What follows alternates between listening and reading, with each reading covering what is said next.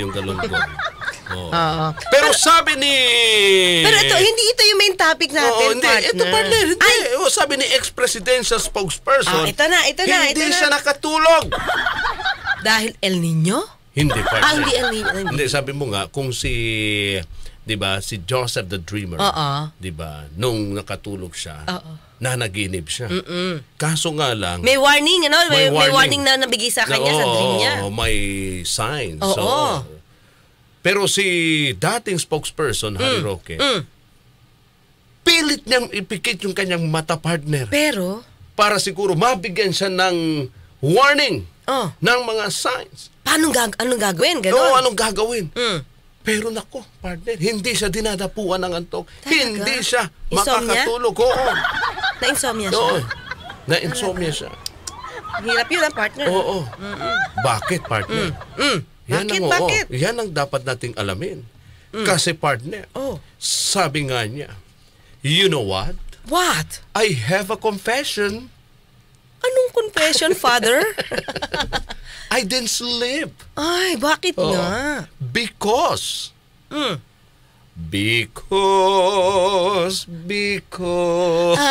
love you.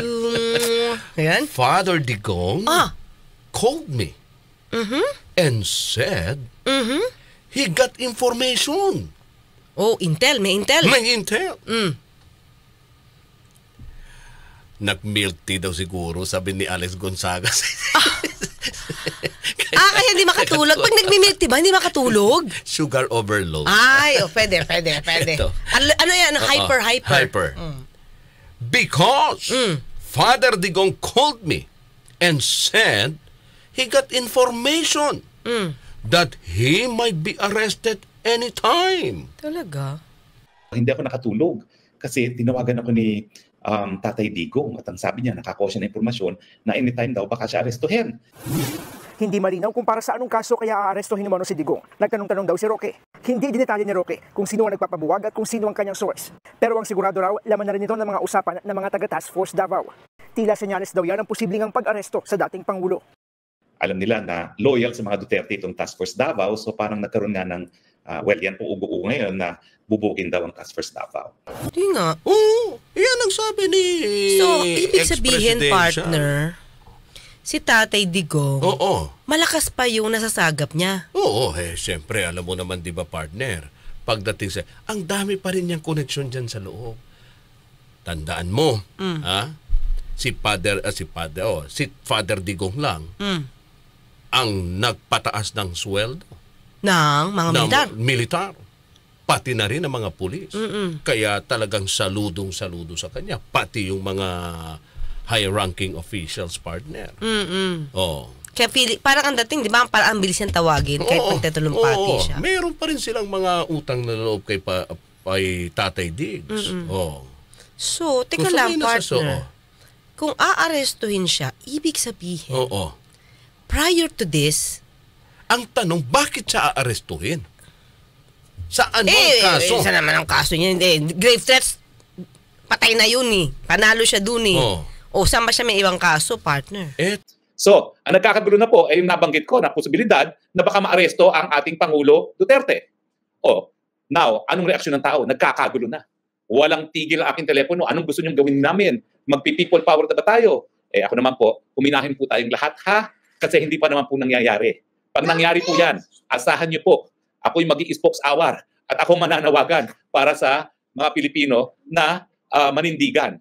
Pag nangyari po yan, asahan nyo naman ako na ako'y mag-spokes-hour dyan. So ngayon, kulang po kayo. Now, bukod dun sa aking tatlong sources, na talaga naman pong makakapaniwala yan, no? Bakit pa kayo maghahanap ng source? Nagsalita na yung complainant labang kay Pangulo Duterte, si dating Senador Trillanes. Anong sabi niya? Tapos na ang investigasyon, ang susunod na lalabas na ang warrant of arrest. Di ba sinabi niya yan? Bakit pa kayo nagdududa na mangyayari yan? Siya ang complainant. Confidential ang proceedings ng ICC, pero hindi nila po pwede baliwalain ang mga complainants. Dahil sila ang complainants. Meron nga doon section sa ICC para doon sa mga victims, no? Kasi talagang progressive po ang progressive dahil nga they respond to the victims, no? Meron talagang opisina that takes care of yung victims, no? Hindi naman biktima si Trillanes, pero siyempre sa kahit ano namang legal proceedings, kinikilala kung sino mga complainant. At complainant yan si Senator Trillanes. So bakit natin pagdududahan siya kung sinasabi niya na palabas na ang warrant of arrest? Pero ang sinasabi ko po, hindi naman ako solely nag-rely kay dating Senador Trillanes. Nagkaroon po ako ng 3 iba't ibang sources na malapit na daw ang arrest. Pero ito po hindi malinaw kung ang warrant of arrest ay galing sa ICC o galing dito sa Pilipinas. Bakit? Ay nasa dyaryo ngayon, yung mag-amang Romualdo na Camiguin, nagsasabi, gulo. Ayaw ko pong magkagulo, pero wala pong choice yan. Sa dami na nagmamahal kay Presidente Rodrigo Roa Duterte, hindi po papayag yung mga nagmamahal sa kanya na ipa-aresto siya at dalhin sa isang dayuhang bayan. Paulit-ulit na sinasabi rin ni Presidente Duterte, at narinig na niyo yan, mamamatay muna siya bago siya magpapahusga sa mga dayuhan. Hindi ba kayo naniniwala dyan? Nga doon, sinasabi, partner. Ang sabi rito sa balita, ex-presidential spokesperson Harry Roque claimed that former President Rodrigo Duterte told him about receiving information that he may be arrested at any time in light of the International Criminal Court investigation of his administration's drug war. Talaga? So, kaya nga partner, ibig ko sabihin, baka kaya nakikita yung inis niya kay PBBM. Pilit ko lang Oo. Especially nung Sunday, nung last Sunday. Oo. Dahil feeling nila siguro pinaglalaruan lang sila ni PBBM sa mga salita nito na ICC we will not cooperate with the ICC. Kasi kung malakas ang intel ni Tatay Digong na anytime pwede siyang arestuhin. So, ibig sabihin nga, yung gobyerno, nilalaro lang sila. Kasi, remember, si Senator Bato, he was really relying on the words of PBBM. But mayroon siyang statement nung nakarang araw, partner, na challenge niya si PBBM. Magpakalalaki ka, kung aresto kami, aresto. At sabihin mo yung totoo, kung nandito ba talaga sa loob. Ibig sabihin, may nakakarating nga sa kanila. May duda sila, Yun, partner. Kaya nga, partner, nung mga nakarang araw, di ba, ang daming mga nagtataka kung saan talaga nanggagaling yung partner, yung galit ni Pangulong Duterte.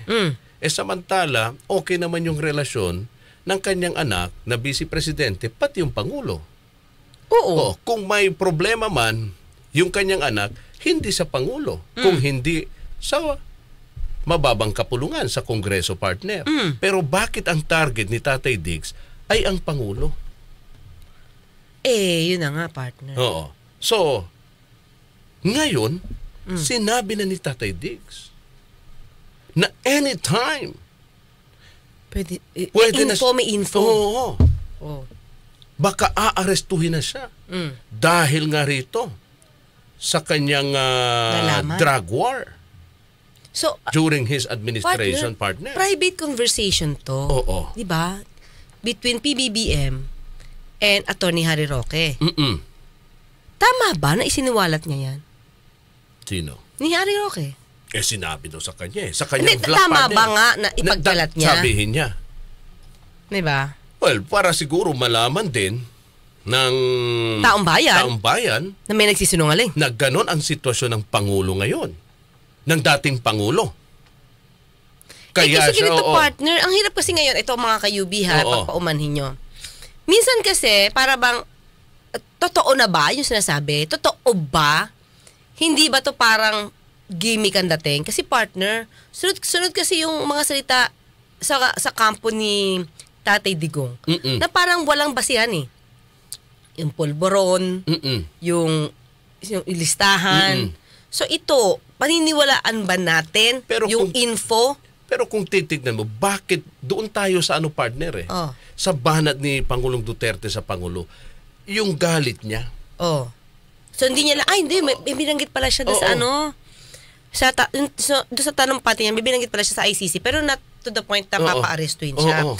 Para bang, kaya daw siya idinamanda sa ICC is because allegedly, yung pagpapatay niya, yung sa war on drugs niya, yung extrajudicial killings. Di ba sabi niya kung nasa position pa siya, baka baka ganun yung gawin niya kay BBM, ganun yung implied. Sa talumpati niya. Wala na siya sa posisyon. So, hindi na matotokhang si PBBM. Parang ganun yung dating. But anyway, partner, gusto ko kasing i-connect ito dito. Sige, partner. Okay? Natatandaan mo nung binatikos din na pinabababa ni Mayor Baste, si PBBM sa pwesto. Okay. Diba, sabi niya, kung wala kang compassion, wala kang, tama ba? Ano yung mga words niya? Wala siyang compassion, parang wala kang determination, something to that effect, partner. Bumaba ka na. Diba? Syempre, unang-una, pag bumaba yan, syempre, sino ba ang magbebenepisyo? Di sa ate. Kasi syempre, Vice President. But anyway, it's besides the point, partner. Ang tanong kasi, sinabi ni Senator Amy na nag-sorry. Nag-sorry na si Baste sa kanya. Okay. 'Di ba? May ganung usapan Dahil nga binatikos niya si BBM, so nag-sorry siya kay Ate Amy. Ano sabi ni Ate Amy? Ay okay lang, sabi niya, okay lang 'yan, sabi niya. Naiintindihan ko. Kasi sabi niya, ito yung words na ginamit kasi ni Amy na naiintindihan ko 'yan kasi ikaw ba naman, ang tatay mo, sa kakapatid mo, aarestuhin. Talagang magre-revolusyon yung damdamin mo, partner. Yun yung words ni Senator Amy. Diba na para bang, bakit namutawi sa bibig? Ni Senator Amy. Okay. Iko-connect niya doon sa pagsasalita ni Baste, ni Mayor Baste. Na okay lang, naiintindihan ko, nagsorry na siya, naiintindihan ko, tatay mo ba naman, sa kakapatid mo, aarestuhin. O sinong hindi magre-revolusyon yung damdamin. Kaya nag-react din tuloy si Pangulong Digong. Mayor Baste ulit. Okay, ang sabi ni na Mayor para Baste. bang, wag mo na akong idamay sa drama mo. Okay. So nagalit din si Mayor Baste sa reaction ni Senator Amy. Doon sa words na yun. So kaya lang tanong ko, di ba? Hindi naman natin pinag-usapan yung ICC di ba? More on the PI So ba't namutawi sa bibig ni Senator Amy? Naaarestuhin. Yun. Nag-sorry na siya. Tatay mo ba naman? Sa kapatid mo, kasama pa si Sara, di ba? Si VP Sara. Tatay mo, sa kapatid mo, aarestuhin. Sino ba hindi magre-revolusyon ng damdamin? So, may alam din ba si Senator Amy? Dito sa mga info na to. Yun ang tanong dyan. Pero di ba, ang sabi nga ng Pangulo partner, the President said the Philippines didn't recognize the ICC's jurisdiction over the Philippines as his predecessor had initiated the country's withdrawal from the Rome Statute, which created the Global Court. Marcos said, however, that ICC investigators can come and visit the country as ordinary people. Now, ang tanong... Pero, diba, nandun pa rin yung inalaw mo. Pero ang tanong, kasi, kung ang sinasabi ng Pangulo, hindi na nire-recognize ang ICC. Ang kanilang jurisdictions over sa ating bansa. At nag-withdraw na tayo from the Rome Statute. Pwede ba nilang arestuhin? Since we are no longer member. Liwanagin natin, sige. Ang sabi niya, ano sabi niya, wala ng jurisdiction? Tama ba? Wala ng jurisdiction ng ICC. Sa atin. Binanggit niya ba kung anong period na walang jurisdiction ng ICC sa atin? Wala naman. Basta binanggit lang niya, wala niyang jurisdiction. Wala ngayon. Over the Philippines as his predecessor had initiated the country's withdrawal from the Rome Statute. Wala talagang jurisdiction ngayon ng ICC kahit magagawa kayo ng kung ano-anong krimen dyan, partner. Hindi na pwede magsampa na anumang kaso sa ICC. Ngayon. Pero yung dati na naganap bago nag-withdraw, may jurisdiction ng ICC. So tanong ko, niliwanag ba ni PBBM yung sinasabi niyang jurisdiction ngayon lang? O even before? Even prior to the withdrawal? Di naman yan niliwanag. Pwede ngayon sila pupunta rito at aarestuin ng Pangulo. Kung makikipag-cooperate ang gobyerno. Pero hindi tayo miyembro, hindi ba yun, partner? Paglabag yun may sa jurisdiction sila for the crime allegedly committed prior to the withdrawal. prior. Oo. Oh. So, kung makikipag-cooperate ang gobyerno na maaresto sila, pwede. For that crime committed prior to the withdrawal. Mhm. Kasi nga, kahit nga Supreme Court partners, Oo. nire-recognize nila yung jurisdiction ng ICC Oo. prior to the withdrawal. Prior. So may safe may ano pa rin diyan yung pangulo. Kasi kahit miyembro ka, partner, at hindi ka pa nag-withdraw, kung hindi makikipagtulungan yung gobyerno mo, Oo. hindi ka maaresto. Okay. So dito sa usapin ng partner again. Well, kasi yan ang parating sinasabi nila hindi na tayo miyembro. Okay. So ang sinasabi mo ngayon, kung pagbabasehan yung kaso, 'di ba? Na sinampahan prior na tayo nag-withdraw at na pinayagan ng gobyerno na pumasok rito. Pwedeng mangyari. Pwede. Pwede. Kaya nga, partner, okay. ito pala ha, i-quote ko si Ate Aimee. Teka lang kayo lumabas. Ito yung word niya. Oo. Ang lumapit sa akin ay si Mayor Baste Duterte. Nagsorry. Tapos sabi niya, naiintindihan ko naman kasi syempre sobrang emotional siya. Dahil isipin mo naman, yan ikukulong yung tatay mo at yung ate mo. Talaga namang magre-revolusyon ng iyong damdamin. Diba? Oo. So, ayan, di ba, kung lumabas ito ngayon, na mula kay Atty. Harry Roque, naggaling sa info, na may info na ibinigay kay dating Pangulong Duterte. So, ang tanong natin, meron din bang mga senyales? May mga dreams din bang napanaginipan si Ate Aimee patungkol doon? Dahil yun ang nasabi niya. Diba? Kalayo-layo ng issue sa PI, pero bakit ito ang nabanggit mo?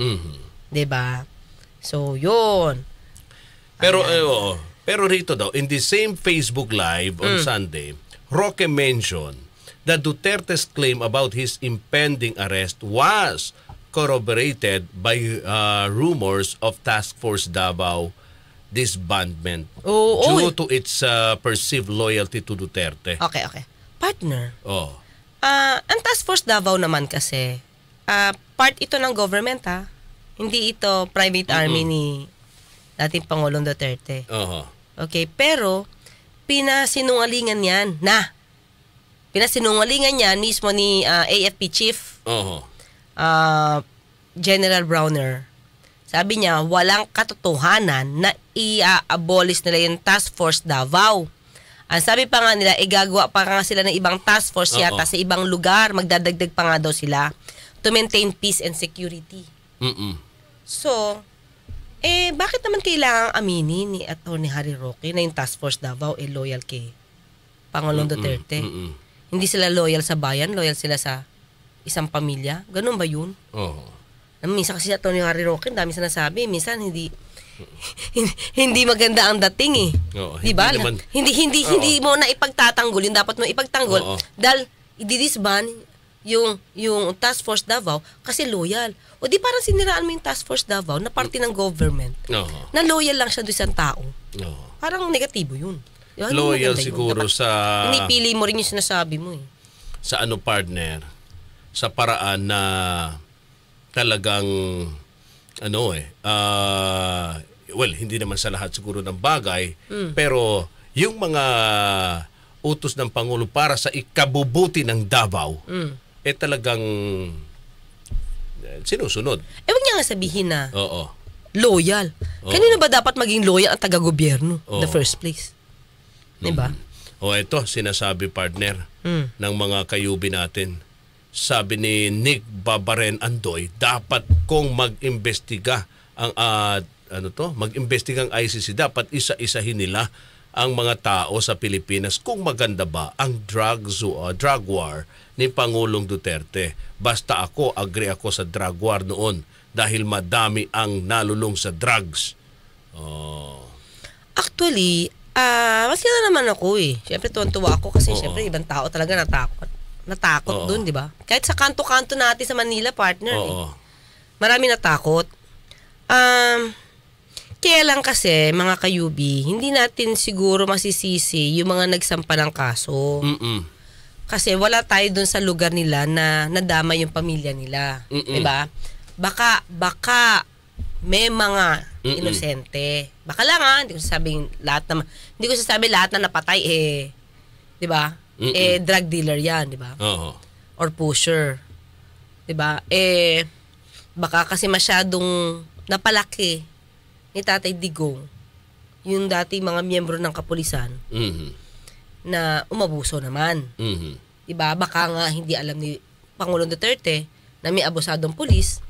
Kaya lang kasi tuwing magtatalumpati kasi siya, lagi niya sinasabi na, sagot ko kayo.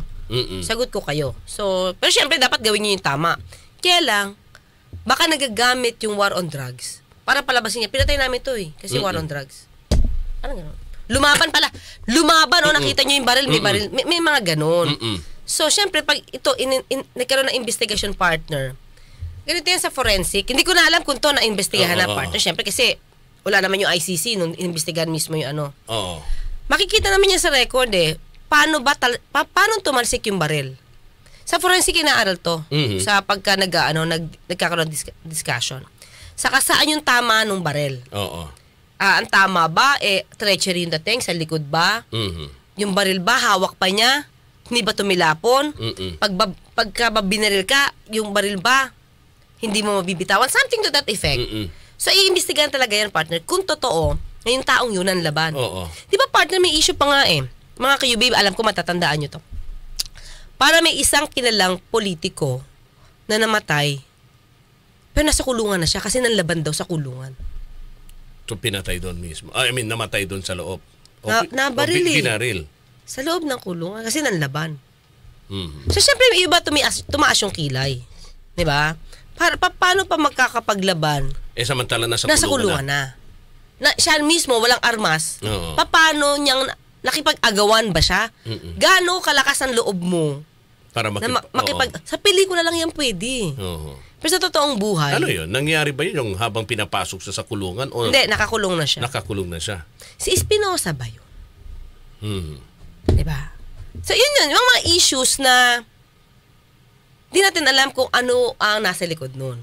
Ano ang katotohanan? Diba? Sabi nga natin, in general, gusto natin talaga mag-get rid of yung illegal drugs sa bansa, partner. Ayun. Pero yung pamamaraan ba na baka may naabusong iba na inosente, yun yung kawawa, especially kung ikaw, pamilya nun. Diba? Sabi ni Jelay Ral, prior serot, prior. Oo nga, nilinaw na nga ni Ator. Thank you, Jelay. Sabi pa niya, nanggigil si Jelay, Ay pa niya, kulit-kulit mo. Prior nga, prior, oo. Alam ko na yun. Nanggigil. Hindi kasi, talaga namang question yan kasi bakit? Bakit tayo maniniwala na minsan ganun? Na wala ng jurisdiction? Kasi, may mga proponents na dapat hindi na pwede ICC. Sabihin natin si Atty. Harry Roque. Siyempre, bakit yun sabi niya? Kliyente niya sabi niya magiging kliyente niya si Pangulong Duterte, dating Pangulong Duterte. Pero siyempre, yung dati niya naman yung kasama sa office na pabor na magkaroon ng investigation ICC, iba naman yung thinking nila. Diba? Sila pa nga yung tumulong na magkaroon ng resolution yung House na ipagpatuloy yung pakikipag-cooperate ng bansa or dapat makipag-cooperate ang bansa sa ICC. So magkaiba na sila. Imagine mo, magkasama sila sa dating law office. Naghiwalay sila kasi magkaiba na sila ng thinking, ng concept about this jurisdiction ng ICC. So ganyan talaga yung mga lawyers. 'Di ba? Kung saan ka papabor, doon ka kukuha ng paano mo idedepensa. Diba? Siyempre, lahat ng pabor, kukunin ko para idepensa yung kliyente ko. Tapos yung kabilang party, lahat naman ng pabor sa kanya, yun naman ang kukunin niya. Ganun yung lawyer. Kasi kung pare-pareho tayo ng thinking, lahat ng lawyers pare-pareho ng depensa, wala ng korte kasi pare-pareho na sila ng isip. Hindi na yung magdidebate. Sabi ni Momo, the apostate bomber, bakit si Putin hindi maaresto ng ICC? Because, you know what? Mga taka, because.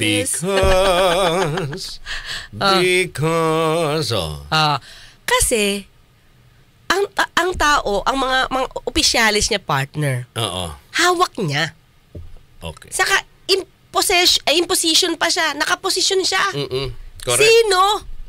Si Pangulong Duterte. Ang matapang na gumawa ng hagbang, di ba? Diba? Para payagang pumasok ang ICC at arestuhin ang kanilang Pangulo doon. Nasa posisyon. Si Pangulong Duterte, remember, nung nasa posisyon siya, Oo. hindi nga makapasok si ICC, di ba? Because nasa posisyon siya. Oo. Nag-withdraw nga siya. Nung walang kaabog-abog, walang tawag ito, bas-bas Oo. ang Kongreso.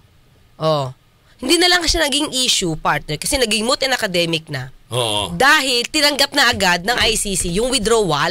Oo. So, hindi na siya naging issue. So, hindi na pinag-usapan dapat ba with the approval ng Senado saka ng Kamara. Oo. Hindi na siya naging issue sa Supreme Court. Oo. Kaya lang, niliwanag ng Supreme Court na yung jurisdiction pa rin is prior to the withdrawal. Oo.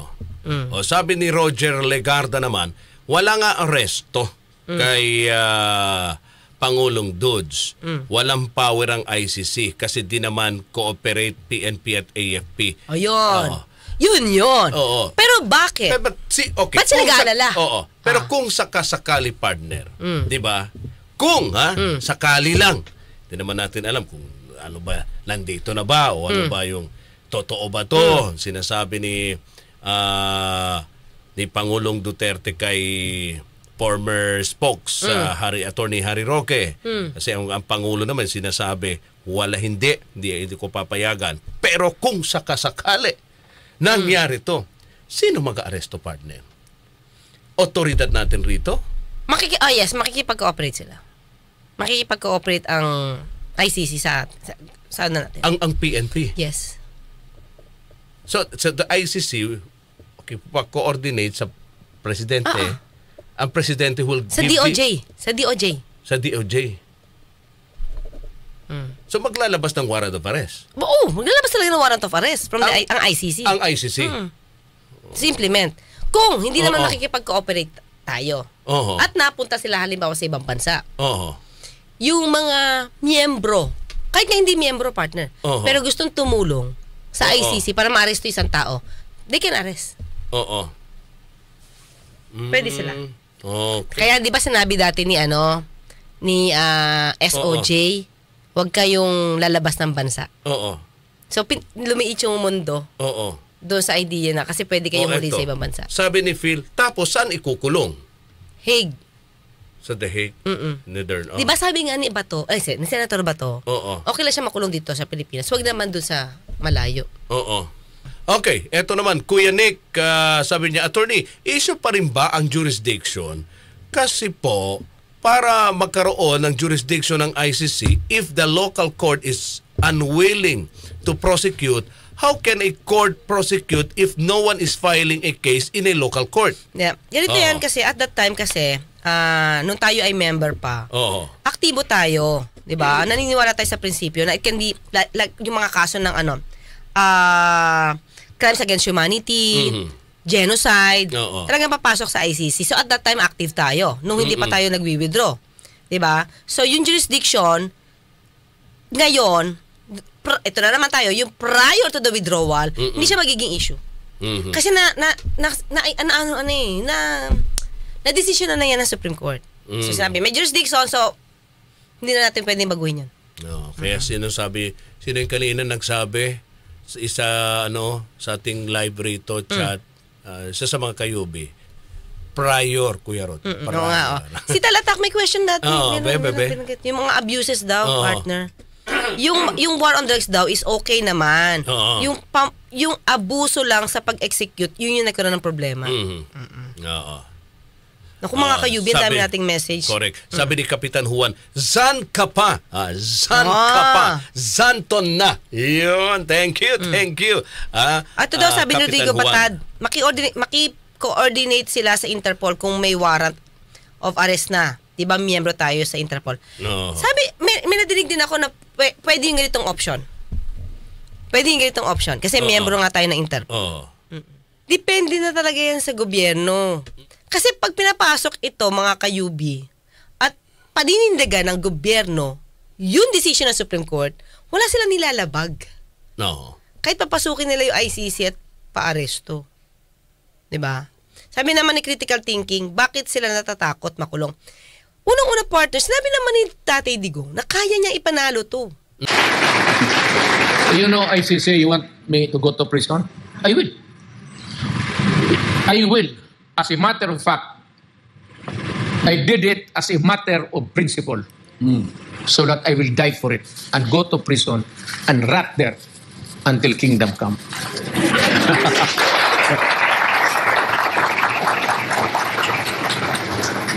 It's a matter of principle for me. Mayor, Chief Presidential Legal Counsel Juan Ponce Enrile said that he would move for the arrest of International Criminal Court ICC investigators coming to Philippines to probe the Duterte administration's war on drugs if they do not seek prior permission from the government. Ano po masasabi niyo rito? Well, you know, you cannot just intrude into the country and start an investigation because that is a function of the sovereign state. If you do not have the permission from the state, from Congress, or from the President, you have no business conducting an investigation here. Parang sino ka? Who are you? May I ask them, who are you to initiate an investigation here? May you do it outside. But if you come here and start to summon people, sending them summons or subpoena or whatever, in the name of your court, you are just looking for trouble. And if you are looking for trouble, trouble will come. There's a song by Elvis Presley, looking for trouble, then parang gano'n may gitara. We are a sovereign state, Mayor. Yes, because actually, Pastor, you are insulting. It's not because I am I na ako yung dinidemanda. Total, marami naman kami. Si Bato siguro yung mauna. Si Bato muna ito na ko si Senator Bato. Ikaw na dyan kasi ikaw yun eh. Siya mga nagtatok, hindi man ako. Sa opisina na ako, sa bahay ako, sa... Ano man ang... Since when was it a crime for a sovereign head of state? Since when was it a crime for me to threaten criminals? Sinabi rin ni Atty. Harry Roque, kaya naman nila to. Diba? No time na sa pwesto pa. Hindi, sabi niya, hindi naman kasi daw totoo. Wala namang abuso. O di, huwag na kayo matakot. Dapat nga nakakatulog ng mahimbing si Atty. Harry Roque because he knows the truth. Di ba mga kayubing? Di ba, sinasabi niyo nun eh. Di ba dapat, okay na, dapat kinumport niya si Tatay Digong. Sabi nga ni Ma'am Angela, baka nag-milk tea lang. Nag-milk tea lang, di ba? Di ba sabi niya, dapat ginito mo, Atty. Harry Roque. Tatay Digong, kaya natin yan. We know the truth. You didn't do it. So just sleep and relax. Diba? Dapat yun yung sinabi niya. Hindi pwedeng hindi. Kasi, ito, pag hindi ka makatulog, may fear ka. May fear ka na hindi mo malamang hindi mo kayanin. Diba? So, dapat walang fear. Kasi kaya ipagtanggol ni Atty. Harry Roque yan. Sabi naman ni Toto, the state should file the case. Meron ba? Tagal na yung EJK. Oo nga. Partner, ito nga tanong. Maraming nagtatanong. Kung magsasampa ba dito, may laban ba yung magrereklamo? Una yan may laban ba? Baka maging katwiran, ay hindi, sanay tayo kay Pangulong Duterte na nagjo-joke. Kaya na nangyari doon sa sa kaso doon sa grave threats. Diba? Ano sabi nung prosecutor? Nagjo-joke lang, di na kayo nasanay. So, yun yung siguro yung fear kung bakit kailangan sa ICC. Isa pa, and at the same time, pinail ito at the time na nasa pwesto siya. Ito, sabi ni Talata. Remember, ito lang po ang simpleng formula. All acts during membership, my jurisdiction. B, all acts before membership or after withdrawal, no jurisdiction. Yan. Ang galing na mathematical equation ni Tal Attack. Okay. So pwede pala yun. Yes. Kahit, sinabi, wala, kumalas na tayo. Pero again, nangyari yung mga, di ba, insidente na sinampahan sila ng kaso nang tayo ay miyembro pa. At may jurisdiction pa ang ICC. Okay. Hindi, tanong ni Mantem yun nga, bakit yung sa West Philippine Sea? Di ba nga sabi nga nila, wala silang executory power. Kaya nga magre-rely lang din sila sa kagaya ng state na involved. So, kung makikipagtulungan tayo, di makikipagtulungan tayo. Ay makikipagtulungan ng China sa kanila Ano tayo magagawa doon, di ba? Correct, Depende yun Depende ka. Again, sabi mo nga, attorney, depende pa rin yan sa Pangulo. Kung papayagan. Ganon lang po. Pag sinabi ng Pangulo, sige, pwede. Kasi total, nangyari naman yan, nung mga panahon may jurisdiction pa kayo. Yun, ang dami ba? Ang basa ng mga comments nyo, mga super wala na silang ginawa kundi mag-away-away. Puro mga pasariling interest nila ang pinasikaso. Dina Jones, attorney, bakit nga takot si Tatay Diggs at mga minions niya sa mga ICC kung wala naman sila kasalanan? Total ba, kung wala kang kasalanan, you fight. Warrant of arrest issued by ICC and government cooperate, can warrant of arrest be questioned in the Supreme Court and ask for relief because all citizens are protected by law, even convicted criminals? Magandang tanong pa. May jurisdiction, may binanggit na kasi yung Supreme Court about the jurisdiction prior So how can you question open up the issue again if they have the jurisdiction prior? Nagkaroon ng decision and it's already final executory. Hanggang bukas magkita at magkarinigan tayo. Ako po sa Attorney Claire Castro, nagpapaalala, huwag tulugan ang inyong karapatan. Samahan natin bukas ulit ang ating nag-iisang abogada ng bayan sa pagtalakay sa mga usapin na may pakialamang taong bayan at sa pagbibigay po ng serbisyong legal. Dito pa rin sa ating palatong